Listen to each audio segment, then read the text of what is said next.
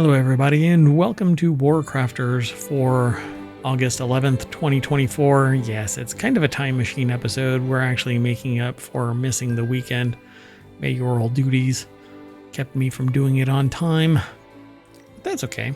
Today we're going to be talking about, it's Season 1, Episode 20. Today we're going to be talking about old school RPGs, sci-fi sports, story-driven roguelites. Wow, that one was tough to say.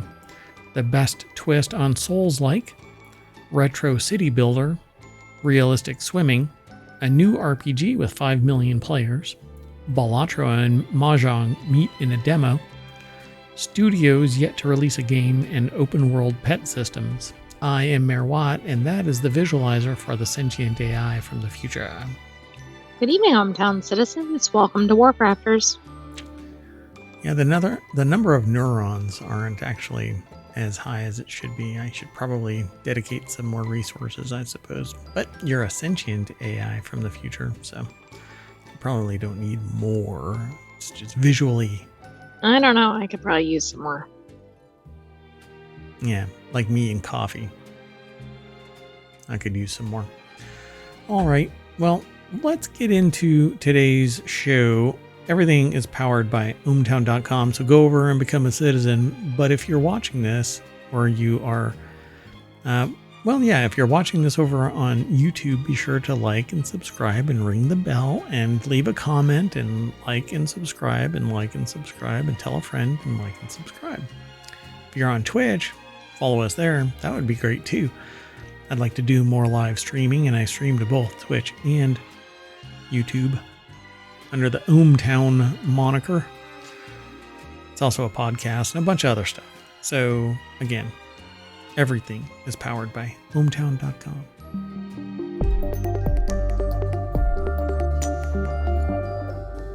I have cinematic. Ooh, that was a hot S there, even though it was a C. Is it a hot C or a really warm C versus a hot S? Hot C, warm S. I guess it could be a hot C. I guess it could be a hot C or a hot S. Anyway, I'm going to get my S moving.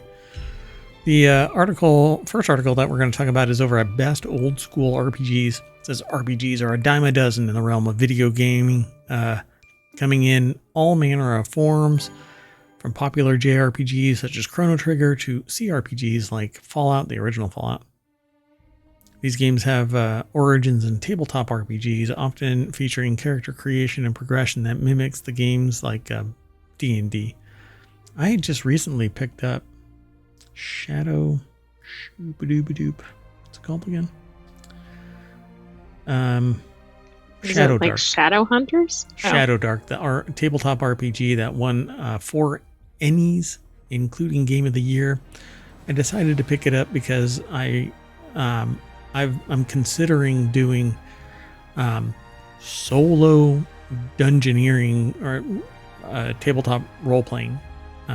But see, like role-playing, when I was doing role-playing, wasn't taking on a scripted persona and doing some emo kind of, I don't know what, the stuff that I've been seeing recently on a lot of live plays. But I just want to do the dungeon crawl kind of a real-time adventure, live, camera down on the on the table, Not scripted. Yeah, unscripted, everything. Yeah, and then just having a good time with the audience. So it would be fun to do that, I think. And I wanted it old school. D&D 5e is just overwhelming, and Pathfinder is getting there too. And Shadow Dark RPG apparently kind of hits it out of the park in it being clean and fast and no 2-hour combat, which actually is just representative of 6 seconds worth of combat in real time. So anyway, it's kind of one of the reasons why I chose this old school RPGs, best old school RPGs. But these are computer RPGs. Older RPGs had a lot going for them in spite of their often rough-edged visuals, though many pixel art RPGs have aged tremendously well in this regard, and due to the genre's infancy, there's plenty of creativity on display. So Game Rant put this article together. Harry Ted Sprinks put this article together.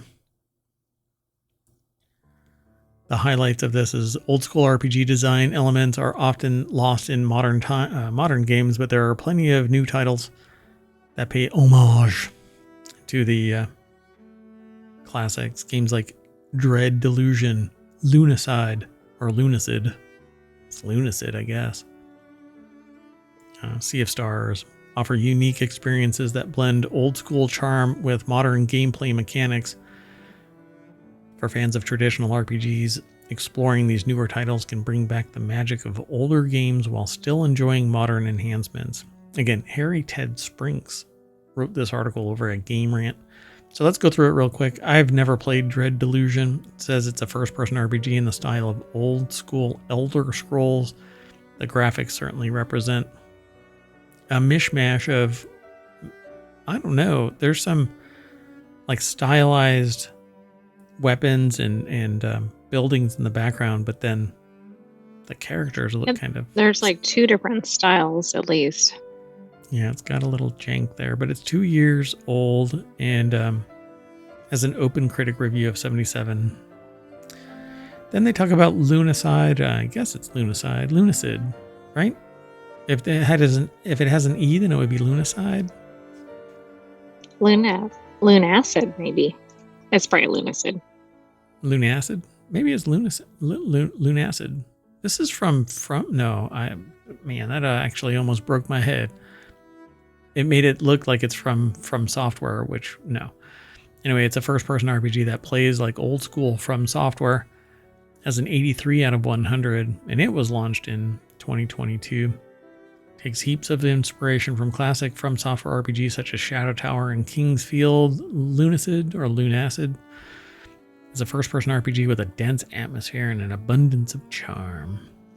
Then there's Sea of Stars. That actually got some pretty good reviews. Critics recommend it for 97%. It was launched last year, August, around this time, 2023. That's really good reviews. Yeah, it's really fun. It's kind of like Pokemon style kind of graphics, but a little bit higher resolution. So it's like 2.5D. There's some dimensionality there, and it's isometric. Retro style JRPG with beautiful pixel art is what they say in the article. It's closer to Chrono Trigger, but it manages to stand on its own as a JRPG with a modern look and feel. So it's one of the games that I actually considered buying, but I decided not to. Then Under Rail, a Fallout-inspired isometric RPG set underground. That came out in 2013. That's their number 3. Number 2 is Caves of Good, an old school roguelike RPG with a unique setting. Is that one like a top-down? It's border like a text. It's closer to let me see if they actually name it, because my brain isn't working on this. There's an old school RPG style game that's just massively popular at all times, and I'm trying to remember the name of it. Goodness, I hate it when my brain does this. Let me see if I can find it real quick. Sorry, folks. It's usually in the top 10, but let me see, maybe in top sellers. I'm trying to find it over on Steam, because that's where it's housed as well. Yeah, I can't find it. Click on it. Dwarf. Might be Dwarf something. Hold on, let me see. Dwarf Fortress. That's it. It's closer to Dwarf Fortress than any other like high graphics game. But it says it's Caves of Good also features a careful blend of procedural generation and handcrafted content, as well as a massive amount of build variety, allowing for incredible replayability experience. So it's pretty I don't know if it's a 4X kind of style game like Dwarf Fortress is, where you have to babysit a lot of things, but let's keep moving. Moonring is another one. Their number one is what they have it listed as, an entirely free and wholly unique tile-based RPG. This came out again about a year ago from Fluttermind LLC. Moonring's intricate open world is perhaps its greatest strength, but its turn-based combat will likely be gripping for fans of traditional roguelikes. Moonring is also entirely free, so it's almost certainly worth trying out, even for those who remain skeptical. It's closer to Ultima Online, or Ultima in general. They actually mentioned that in this. It gives you some text data as you move about the world and do things. So it looks like fun. Maybe I'll give it a try. Yeah. I mean, it's free, and you can't beat free. There's an opportunity unless cost. There's a lot of in-game purchases or whatever. Yeah. Oh, wait, this is WarCrafters. So let me do this real quick, since we're at the end of the first article. If you type in WC, WC in the chat over on Twitch, it'll pull up all of today's articles for WarCrafters. And what we're going to end up doing is we're going to do this show, and then we're going to end the stream, and then we're going to retool and do the non sequitur news. Yeah, there you go. Non sequitur news for August 12th, 2024. Okay, let's keep moving though. The next article is over in the WarCrafters channel on ohmTown.com. It's also WarCrafters is this show, and it's a podcast. Wow, we're everywhere. It's layers of WarCrafters. Yep. The best sci-fi sports games.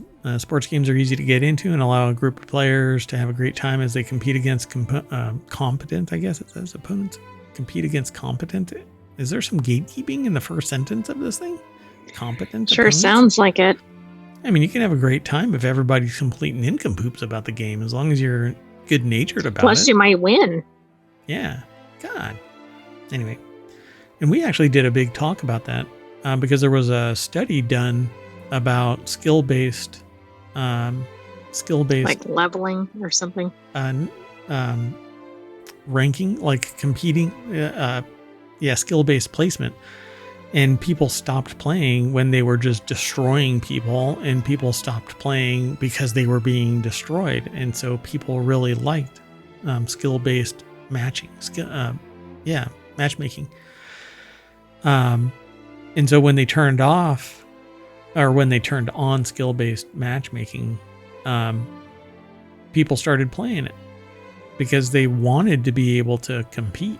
And they didn't want to just get trounced by somebody that's way better at it. So I think that might be one of the reasons why World of Warcraft got rid of zones that are a certain level. Because somebody would come back to the early realm and like just destroy all the stuff. And then people didn't have anything to level up with. I don't know. I've always hated that though. I like going to the earlier realms to complete, or regions to complete certain tasks. And I didn't want to have to sit there and grind through a pig that has 70 levels to its name simply because I walked into that zone, for crying out loud. Anyway, color me lazy. Like, I like to level up and then I'll come back and do the quests that I failed to do because I was leveling up so fast through the system. Anyway, sidetracked, right? Maybe. Did you ever see the things behind the scenes? Like on the YouTube video that we were watching? What do you mean? Which one? Like where you could get kind of the behind the scenes access to certain areas. Oh, that kind of thing. Oh, I know what you're talking about. Yeah, I used to do that kind of stuff. But that wasn't really my goal. I was kind of a completionist in WoW, and I wanted to go back and get all of the quests that were ever possible in a zone. But I ended up taking a long break, but with the War Within that drops, I'm going to end up starting over from scratch, even though I've got a level 70 character. Anyway, it's been a long time since I played. So many popular franchises simulate real-life sports and do a great job at the same, becoming some of the most valuable gaming IPs in the process. However, players will always love the idea of playing unique sports games like tackle concepts with a touch of futuristic goodness. So as I stumble over this paragraph that we aggregated, let's transition over to GameRant.com, and Ritwik Mitra put this article together. The highlights are: Rocket League shines as a top sci-fi sports game with rocket-powered cars scoring goals in epic fashion for thrilling esports action. Basically, Rocket League is you drive around and hit a ball with your car into a soccer net. Yeah. Then there's that roller sounds like a kids show into a game, but I can't think of the name of the show. Is this in the future there, Sentient AI from the future? No, it isn't, but I can't think of the name of it. Well, while you struggle to figure out what you're talking about, I'll move on with what I'm talking about. Rollerdrome offers a unique retro future aesthetic, challenging players to survive and thrive in a I have to do it. Survive and thrive in a deadly skating shooter competition. Hey, you know, that actually reminds me, there were older games. There is a what is it? Scott Johnson from Frog Pants Network does a play retro kind of thing, and they talk about retro games. And one of them they just recently did is this, I think, Rollerdrome, or something similar to it, where you would skate around and do certain things, but it was like old school, like 80s, 90s. Oh, right. And that's Blaze and the Monster Machines that I was trying to think of. Oh, right. Wow. You had to do a deep dive to find that again. Unreal Tournament's I did. gory arena shooter gameplay is in a dystopian future setting, delivers intense matches and strategic combat for players. No? Is that too much? I don't know. You can let me know. No, it's not too much. You should have some ASMR in every episode. Oh boy. So they have, there's a few, they have 5 listed here. Rocket League is number 5. Rollerdrome is number 4. This is actually from 2022, but there's other games that are on skates where you're supposed to tag things and find things. It's older though. Unreal Tournament, that's from 1999. That's their number 3. Knockout City is number 2, which has some really awesome graphics. It's basically a full contact dodgeball. Oh, it even says it, a popular sci-fi dodgeball game with a compelling retro futuristic aesthetic. I mean, that seems like that could be fun. Is that spelled? Plus, it doesn't sting as much. That's spelled wrong, isn't it? Isn't it AE? It is. Come on. I don't know. Look, maybe AE took them all. Anyway, number 1 is F-Zero-GX, a celebrated entry in a futuristic racing game with a great story mode to boot. That's from 2003. So a 21-year-old game is their number 1. And it's only on GameCube, so you're kind of up a creek. Yeah, I mean, who has a GameCube? Yeah, the only thing is my blockhead. Moving on, next article's over in WarCrafters, 8 best story-driven roguelike and roguelite games. Just because roguelike games routinely reset a player's progress doesn't mean that they can't tell a good story. Quite the opposite, in fact. When roguelike game really investigates the kind of stories that take place in gradually more knowledgeable loops, they've produced some of the best stories in modern games. So I know of a couple of these, I'm pretty sure. Alex Daniel Reed, which I don't really play these roguelikes or roguelites, mainly because I hate... Okay, so there's certain things. I hate my progress being reset. It's very, very, very, very frustrating. And because I don't have a lot of time, I don't want to have to stop and my world is reset and then I start over again. I like progression. But some games, they can get away with it because the loop is quick. And you don't lose everything. So you end up with a roguelite. So let's see what they talk about. The Binding of Isaac, Hell Hath No Fury. Whether it's the sparse cutscenes delivered between zones, the environmental storytelling of each zone, the clues towards the narrative some items give, or the structure of bosses, it's hard to imagine what roguelike storytelling would look like without the Binding of Isaac. It actually has a really good rating, 87 out of 191 is the critics' recommendation. Wow. In online, I'd say that people generally who like roguelikes and ended up playing this, they've liked it too. So it has a mature 17 plus because it has violence, blood and gore, and crude humor. I guess we are, because we too have violence, blood and gore, and crude humor. It's a kid's show. Anyway, the next one, their numbers. Wait. Yeah, so there's 8 here in this list. The last one was 5. But Binding of Isaac and then Hitman 3. It's pretty obvious what that one is. Cult of the Lamb. You actually play a lamb and you start a cult and you actually have to defeat demon bosses and sacrifice people.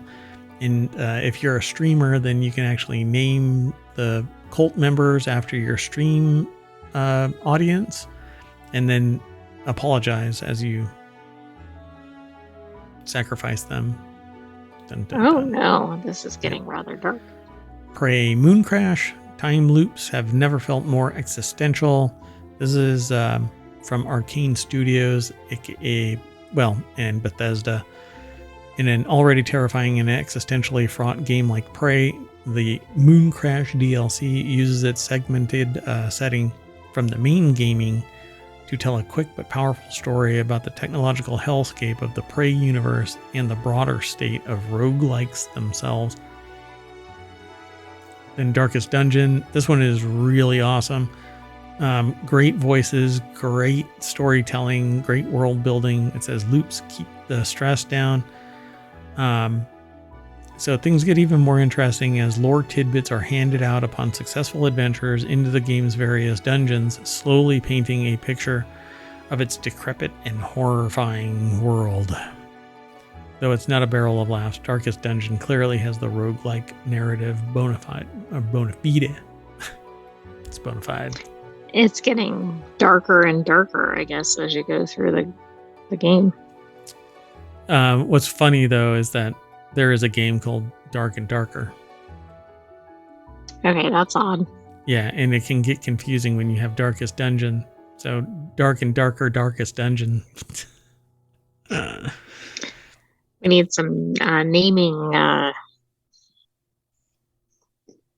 Can't think of it. Creativity. Consulting, maybe. I know of Yes. a business that you can do. Oh, never mind. Anyway, return to the source of it all.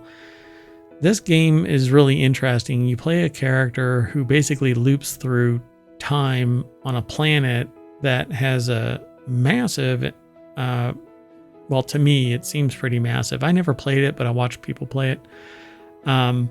And there's a loop, a time loop, basically. Every time you die, you get a little tidbit of information, I think, if I recall correctly.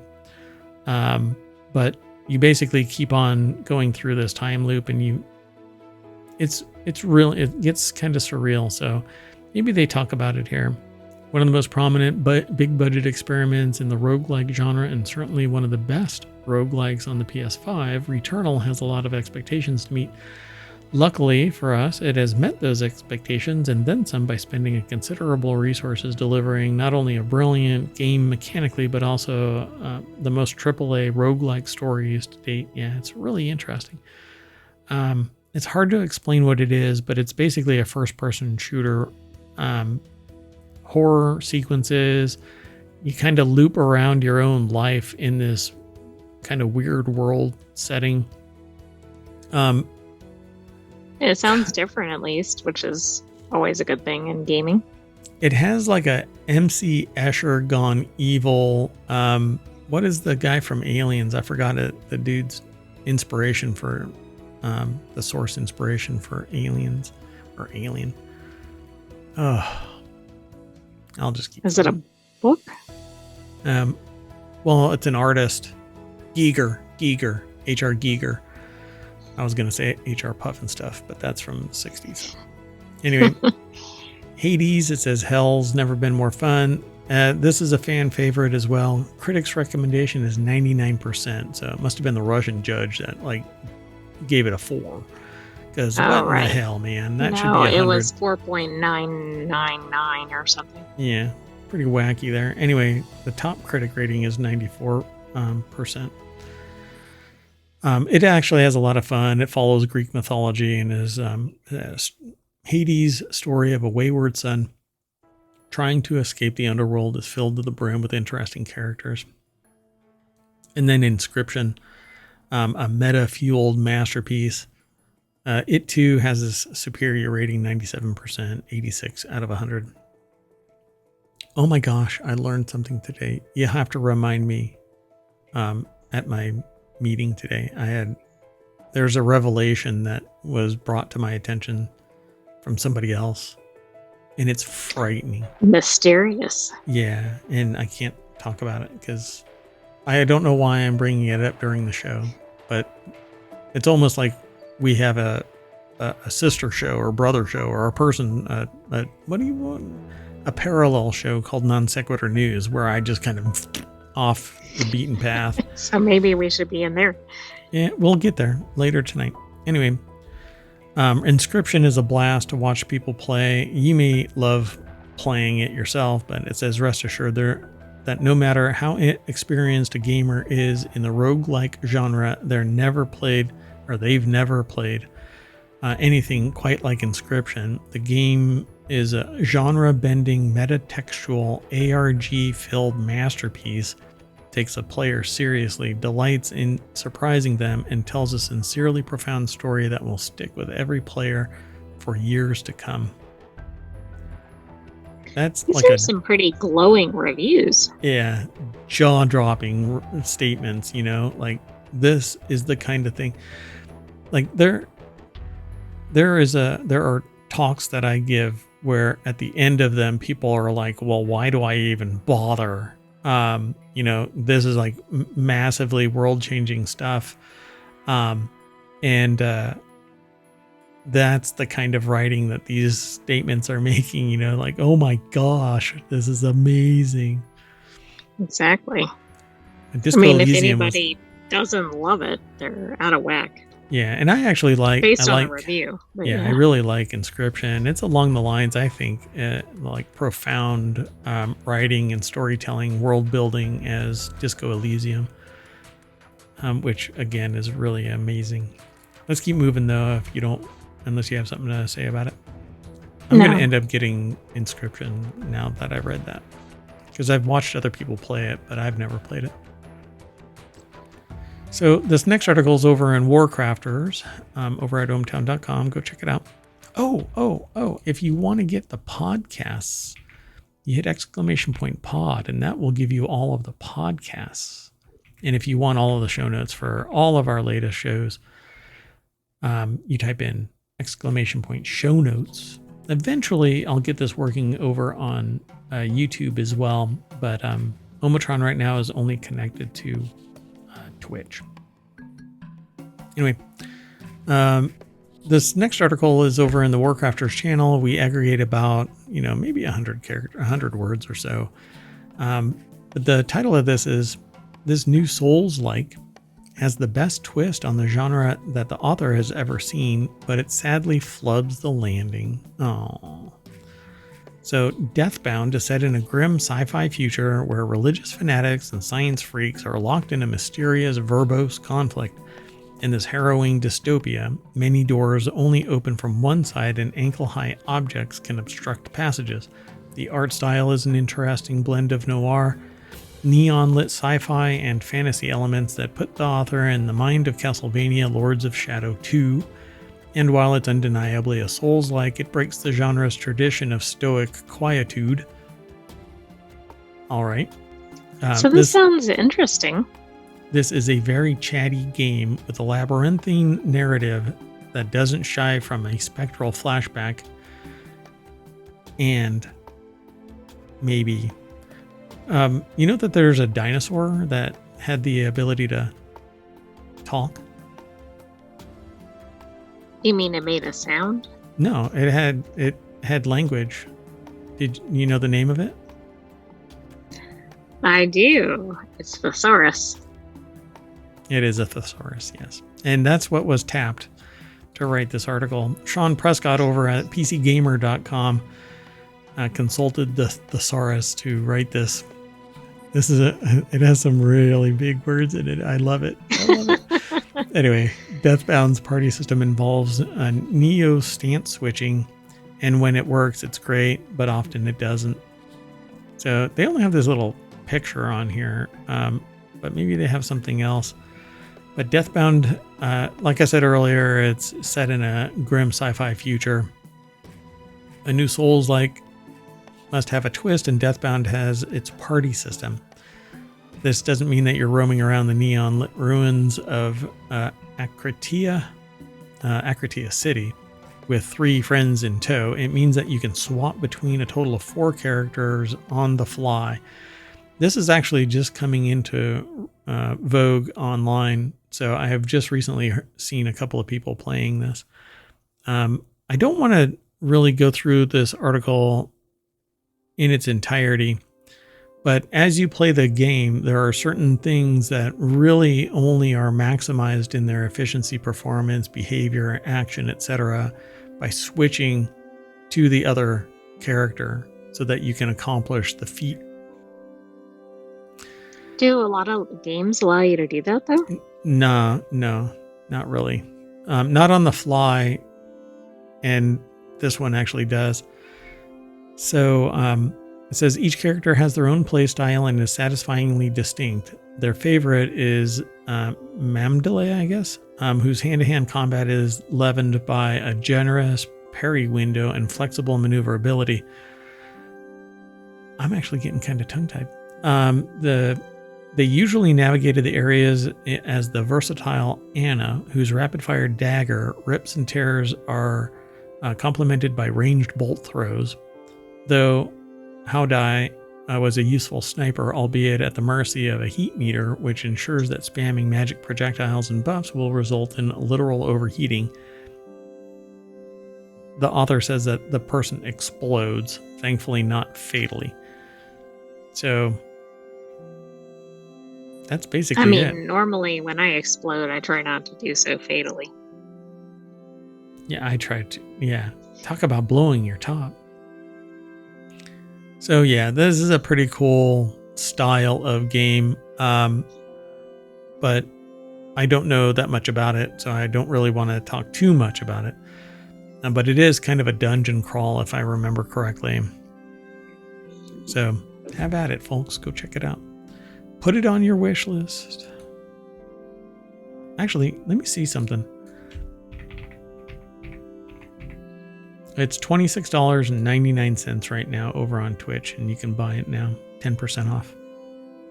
There's an Ultimate Edition too, but I don't know what it is. And that one's $31.49. It's a single player game, but you actually can play as 4. Huh, it's pretty cool. That's neat. Moving on. Oh, and I could actually play this single player, but one extra player for each of my personalities. Well, but are they trying to usurp each other, like substitute themselves? That could be difficult. And the noise in my head is deafening.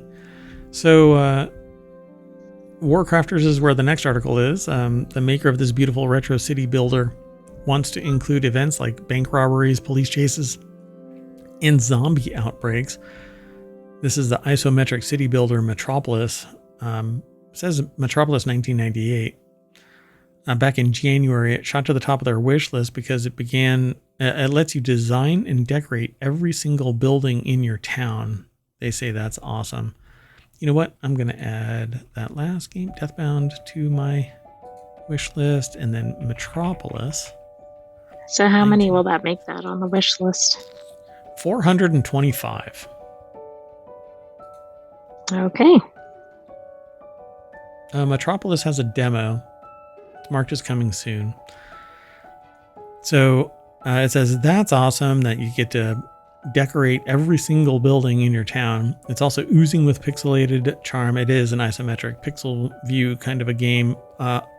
Closer probably to what is the game? Zombie. Hold on a second. Project Zomboid.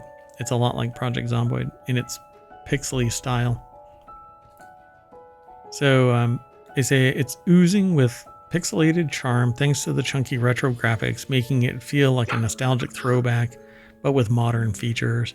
The article is over at pcgamer.com. Christopher Livingston is the author, and the deck statement says, Metropolis 1998 may look like a throwback city builder, but it's cooking up some pretty advanced features. Project Zomboid doesn't have like living stuff in it though. I mean, it has zombies walking around trying to eat you, but it doesn't have like moving cars and stuff like that by anybody else. I mean, you can't dodge zombies and cars at the same time. Of course you can. Like Frogger. So in exciting news for the city builder fans, the demo of Metropolis 1998 was just updated to include 5 whole months of new features. So there's lots more to play with. What's really got the author all worked up is the development roadmap packed with features that are planned for the 1.0 launch and some really interesting aspirations that developer Yesbox Games hopes to include post 1.0. So everybody, by the way, for it to get discovered, kind of like us, you have to like and subscribe, post a comment, let people know about it.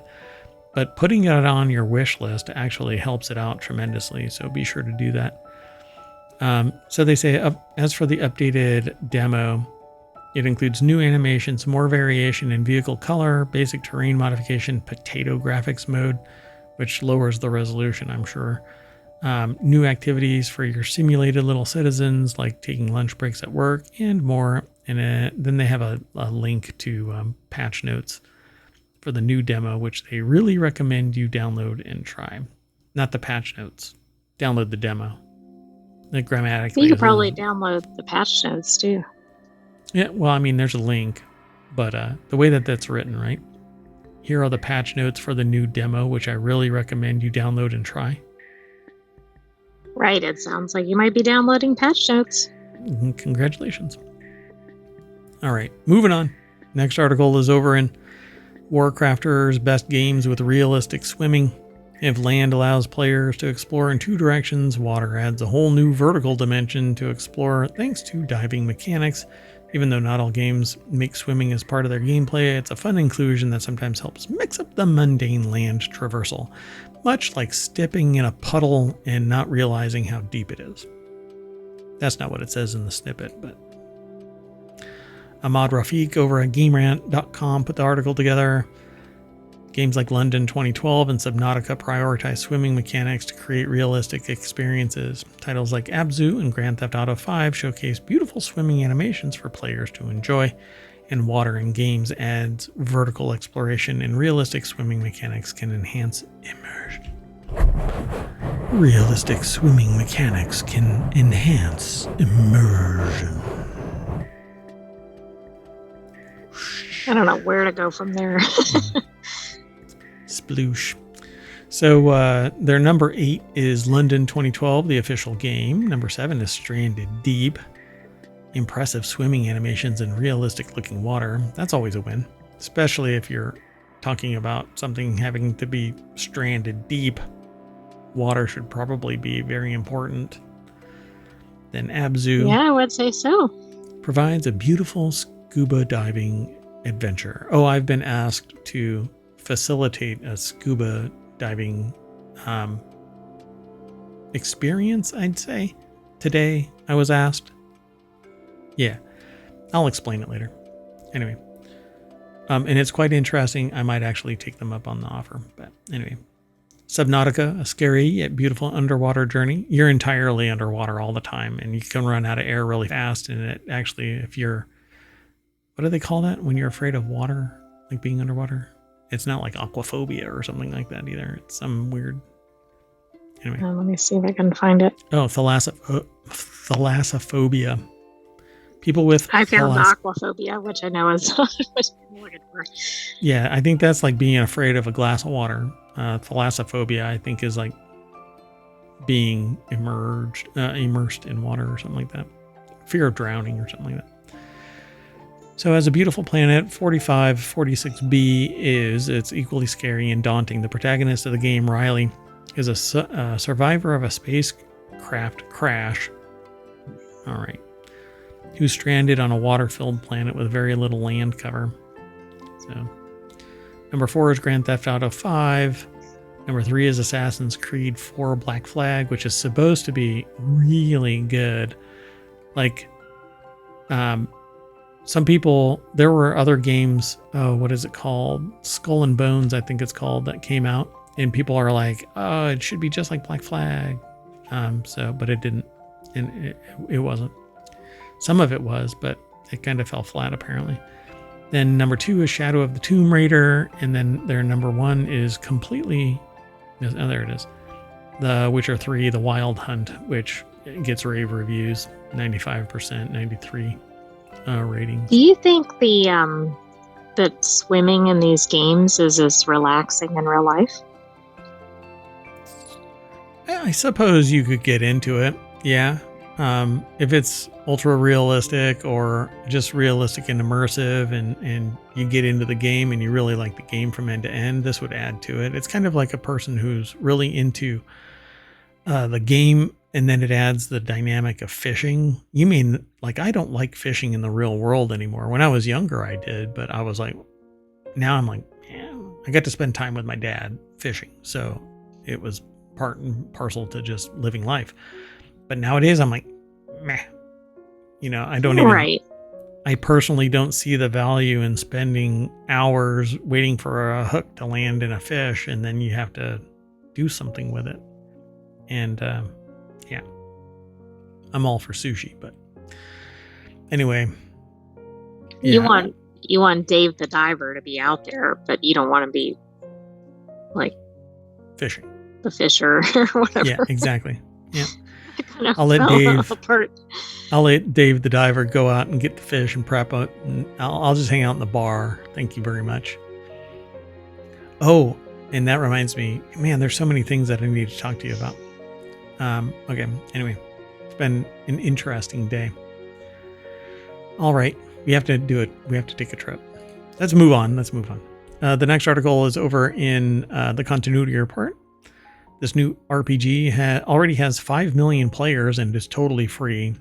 Sword of Convallaria has surpassed 5 million downloads. The title is credited with being a love letter to the beloved Japanese turn-based and pixel art genre and features both a single-player narrative and many choice-based branching storylines, and an online mode that sees players forming guilds from mercenaries to protect the lands of Iria, a mineral-rich country with magical resources that have drawn the attention from dangerous outsiders. Those over-tourism. Not in my backyard. Glenn Bunn over at Screen Rant put this article together, but I'm not sure why it has the Steam logo and not the game logo, but all right. Oh no. Oh no. I've never seen that before.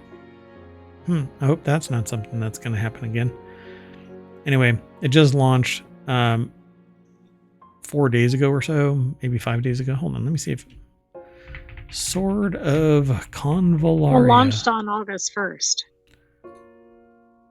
Oh, July 31st actually was its release date. But everybody's well, then the article's incorrect. Yeah, that's incorrect. Look, you should let me see the rest of it so that I can actually talk about it.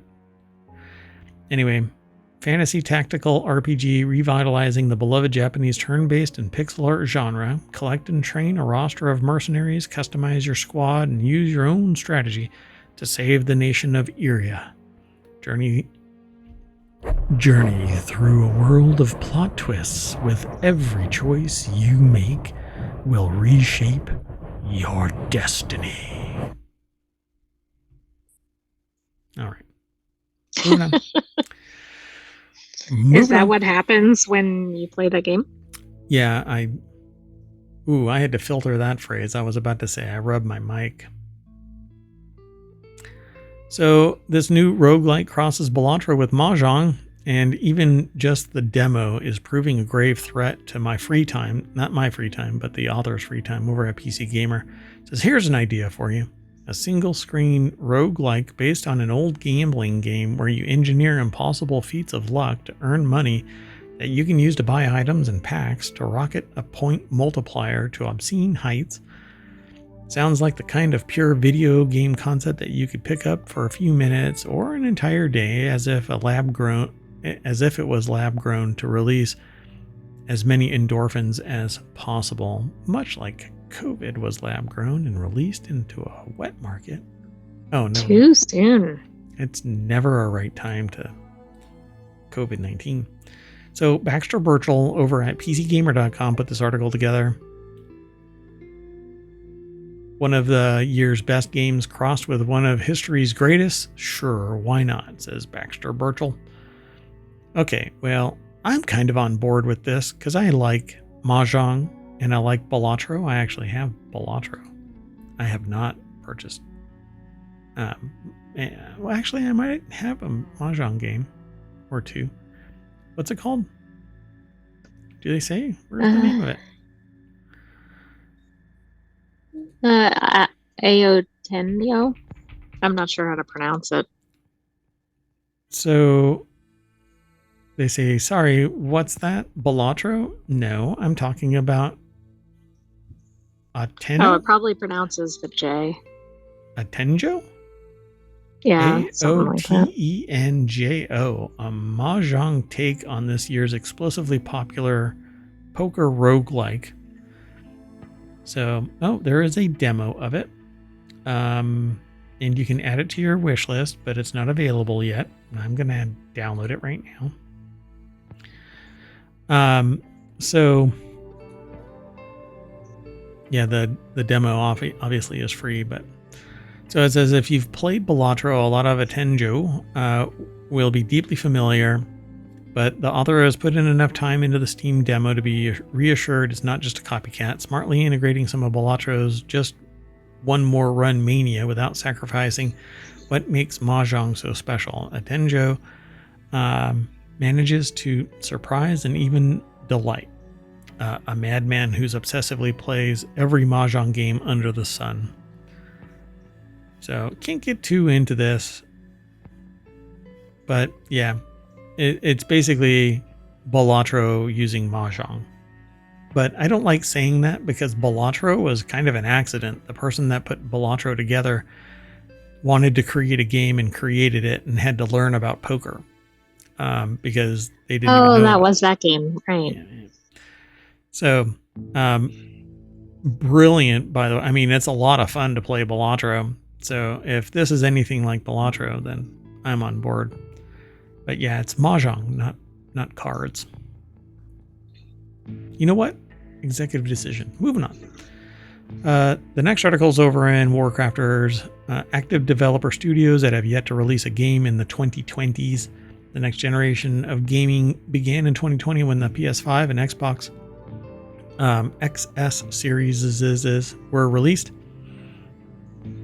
While it's hard to get a hold of these consoles thanks to factory delays due to the pandemic, the industry... How old is this article? They've got to have fixed that.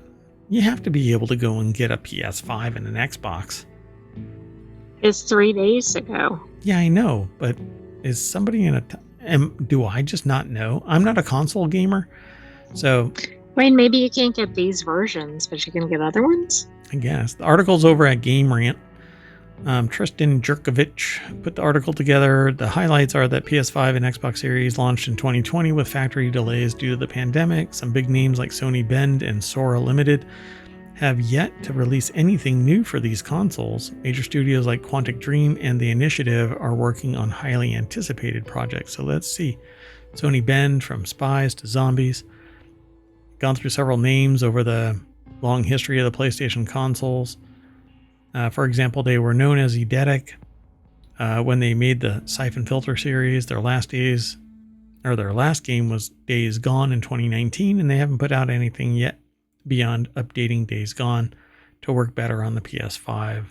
But that wasn't a full release, a re-release worth noting. How often do game studios normally come out with games, roughly? It's hit or miss.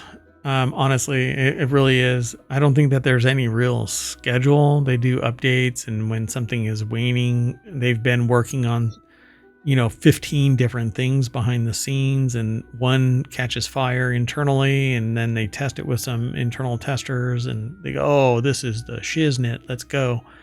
And then they do a push, and they make that game. So it could be anywhere from a year, depending on the size and scope of the game, all the way up to like 8 years, 10 years later. But they've been, like Nintendo, they've been just squeezing that market. And there's new people that come on board and they're like, oh my God, I got to play this game. And it's enough to sustain the business model, because why would you cannibalize some other game if this one is paying the bills so well? Right, exactly. You just have to keep updating your code and graphics and whatnot to match the current iteration of technology. Otherwise, you're going to release, a grainy, hot mess into a world with 4090s and suffer the consequences. Yeah, it'll look like 80s graphics or something. Exactly. Then Sora Limited, a legend in the fighting game community.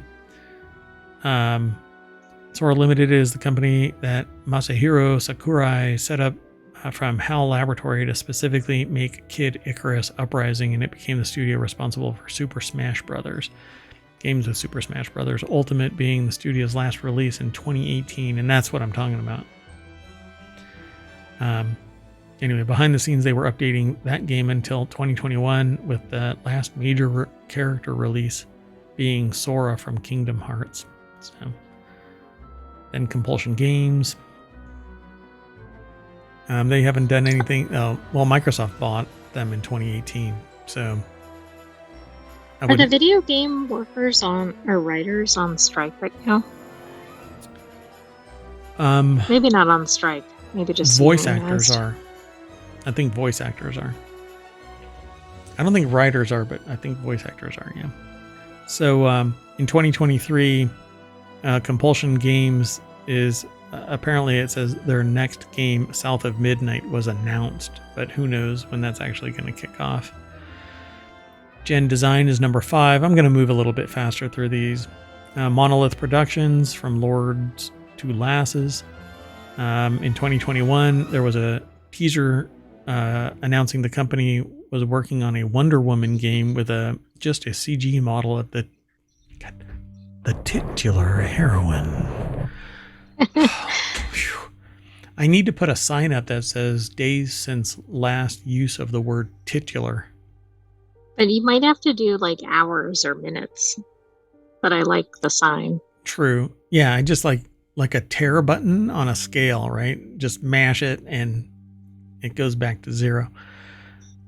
Which is really kind of funny, because I went to get CO2 from the local gas cylinder CO2 supplier. CO2 supplier. Yeah, I got a guy. And they had a days since, but the transaction took so long, I had to filter out a comment like, hey, you really should change that sign from days since last accident, because it had like 3,000 days on it. And it was a digital thing. So like they were serious about tracking days since last major incident. And I was just, I'm telling you, they charged me twice and canceled it twice because they forgot to remove the thing from pending inventory into inventory. And so they billed me for something that wasn't in inventory yet. So they're like, I can't give it to you. And I'm like, oh God. So they reset it. And I was just about to say, hey, maybe you should change that days since major incident to 0, because that transaction was shite. Anyway, but everybody was good natured about it, and so we had a good laugh. And they challenged me to remove a sticker from the floor that was like pandemic related. They're like, you see that mat over there at the door? That thing I can't keep down. But that, which was supposed to be temporary, I cannot pull off the floor. He goes, I will buy you a drink if you get that label off the floor. And I looked at it and I'm like, no, keep your money. Because it looked like it wasn't going anywhere. But whatever it was, I want that adhesive. Anyway, number 3 is Irrational Games, Ghost Story Games. Number 2 will eventually load. Come on, Arc. Quantic Dream, from creative adventure developer to a publisher. Detroit Become Human internally is, I think, their last game. They have published a couple of games, including Under the Waves in 2023 and Dustborn, which will release soon, apparently. Publishing is not quite the same thing as developing, though. So where is Star Wars Eclipse? Because I guess that was also announced. Well, right. We sometimes see these announcements, and then years later, we finally see the game. Yep. And then their number 1 is the long-awaited return for Joanna Dark from The Initiative. It was founded by Microsoft in 2018. Their sole purpose was to make a new Perfect Dark game, and the last new one of those was 2005, Perfect Dark Zero for the Xbox 360. The rebranded Perfect Dark sequel was teased in 2020 with a recent trailer being released in 2024. Crystal Dynamics is apparently co-developing the project, which I thought Crystal Dynamics was like some business package. If I remember right, Crystal Dynamics was like some HR package or something. I don't remember. I don't know. The first thing that comes up is the game company. Anyway, 2 studios trying to create one vision has not always worked with the past, although Activision has made it work with Call of Duty series for over a decade now. Yeah, I guess we'll see. You know what? Moving on. What? Next article is over in the WarCrafter channel. Open world games with the best pet systems. I love having a pet. One of my favorite characters in World of Warcraft is a hunter. Whenever I can play something that resurrects zombies and has them following me around like a Death Knight, I'm there. Any game where I have a pet, I'm all over it. Yet, I don't like Pokemon. Why? Because of Nintendo. Yes, I'm picking a fight with Nintendo. So much for that sponsorship. Yeah, we're not going to get any Pokeballs. I'll probably get kicked in the Pokeballs. Anyway, open world games with the best pet systems. Animal companionship in video games is a popular trope that reflects the bond that so many people share with their pets. It's no surprise that tons of video games incorporate animals as pets in some way so that these bonds can become part of a player's in-game lives too. Anyway, article is over at Game Rant. Antonia Haynes put the article together. Yeah, I'm really into that. I really dig having like a pet. It's just a lot of fun. I don't have to clean up after. And it's so much easier, right, than real life. Don't have to necessarily feed it, although in many you do. So Grand Theft Auto 5, you get Chop the Rottweiler. In Baldur's Gate 3, Scratch the Dog and Owlbear Cub. Dragon Age Origins, you get the Mabari Hound. In Red Dead Redemption 2, you get a bunch of horses. In the Fallout series, you get Dogmeat the Dog and Rex the Cyber Dog. In Metal Gear Solid 5, you get D-Dog the Wolf and D-Horse, the Andalusian horse. Andalusian. Number 4 is Assassin's Creed Odyssey. You get bears, wolves, lynx, leopards, lions. I actually have this game, but I think I played it for 4.5 minutes. Wow, that's not much. Yep, I crushed that. Far Cry series, you get a range of different animals across Far Cry Primal, Far Cry 5, Far Cry 6. There's a little wiener dog that's missing its back legs, so it has wheels. Oh, goodness. I'm gonna cry. Good. I'm gonna keep moving. Pal World, you get all kinds of pals. And of course, Pokemon. My nemesis. You know what I didn't see in any of the pets is something like turtles or axolotls. I know axolotls are in Minecraft, but they're not really pets in Minecraft. Like all of them, correct. you kind of have to, other than like a cat, I think. Or can you get wolves? I don't know if you they can. might have added that. I don't know if you can get them as actual pets, but cats for sure you can get as pets. Anyway, yeah, I think like more games need to have more domestic style pets. And then I really do like hunters in WoW get like really fantastical pets that they can use and control, and you have to feed them and all that kind of stuff too. But I want more. Like I want more. I want fantastical style.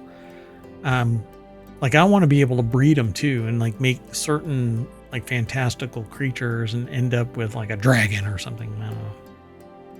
Although I think dragons are seen as being sentient and all that kind of stuff. So then they can't really be a pet, I guess. Yeah, because they'll like talk to you and say, "I'm going to kick your ass." Anyway, you know what I'm going to do? I am going to say good Mayor Watt and bring us back to the WarCrafters front page. And right here under Creative and Maker is WarCrafters, because basically WarCrafters is all about entertainment, games, building worlds, even writing, and then including it in your game or something like that. You know, it's a lot of fun about first-person shooters, real-time simulation games, RPG games, gaming discussions, and eventually we'll extend it over to like streamcasts and stuff like that. Streamcast is streaming. It's an old school term, but anyway, I like netcasts. That never took off either. Whoa, that's old school. Yeah, I'm old. Anyway, that is it for today's WarCrafters. We're going to take a little bit of a break and retool for tonight's non sequitur news, and then we will be back. So thanks for hanging out for the August 11th, 2024 episode of WarCrafters. I am Mayor Watt, and that is the visualizer for the Sentient AI. And the voice you hear is the AI from the future. This is for the podcast peeps. Good night, ohmTown citizens. Thanks for joining us for WarCrafters. We'll have another episode of that next week, but stay tuned for today's non sequitur news. And I have a feeling that the week is going to go by fast. So be sure to like and subscribe, follow us, download the podcast, tell a friend, send a smoke signal, light the beacons.